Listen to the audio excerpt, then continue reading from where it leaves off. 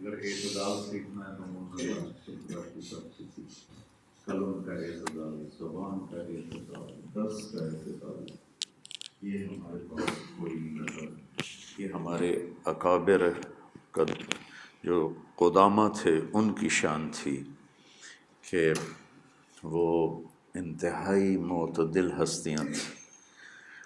پھر جیسے جیسے زوال آتا ہے تو ہر چیز میں آتا ہے، تو اب ایسی شخصیات شاید انگلیوں پر بھی پورے تھوڑے ہو جائیں گے۔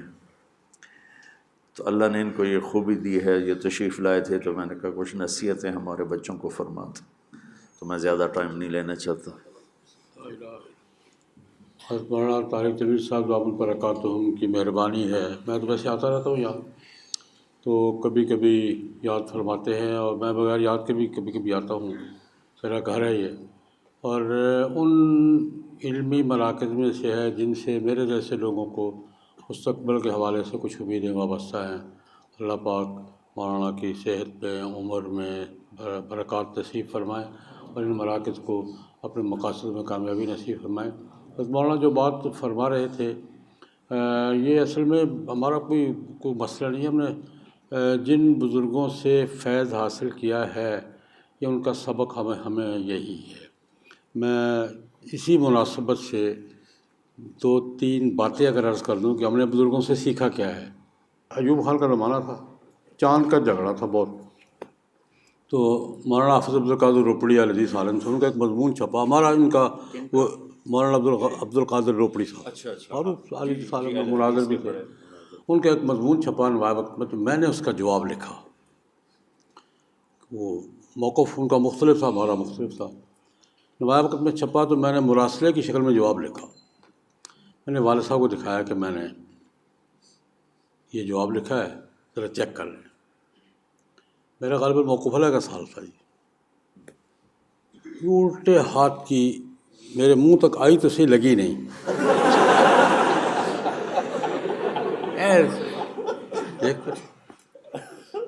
میں نے لکھوا تھا حافظ عبدالقادر کہتا ہے،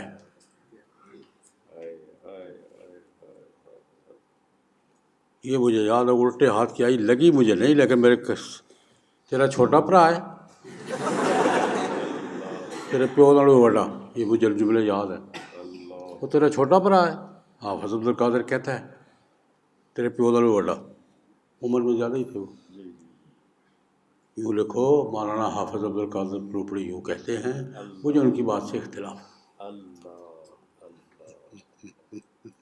یہی بچوں میں چاہتا ہوں۔ مجھے مولانا حافظ عبدالقادر روپڑی یوں کہتے ہیں، ان کی بات سے مجھے اختلاف ہے، یوں ان کی بات غلط ہے، پھر غلط ہونے کی دلیل دو۔ کہتے ہیں بات سنو، بات کر رہے ہو نا، کسی سے اختلاف کر رہے ہو تو دیکھو بات میں لچک نہ ہو،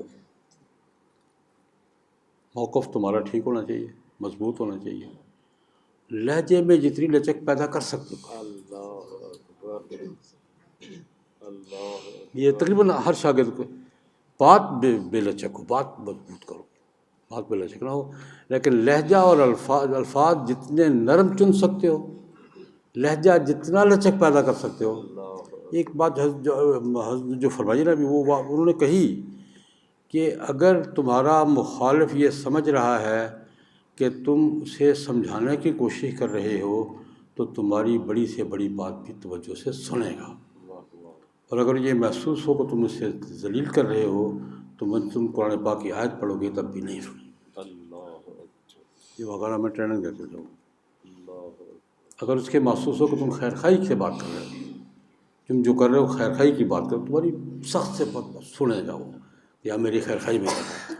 اور اگر یہ ہو کہ تم اس کے تذلیل کر رہے ہو، تحقیر کر رہے ہو، تو تم قرآن پاک کی آیت بھی پڑھو گے تو نہیں سنے گا، میری تحقیر کر رہا ہے۔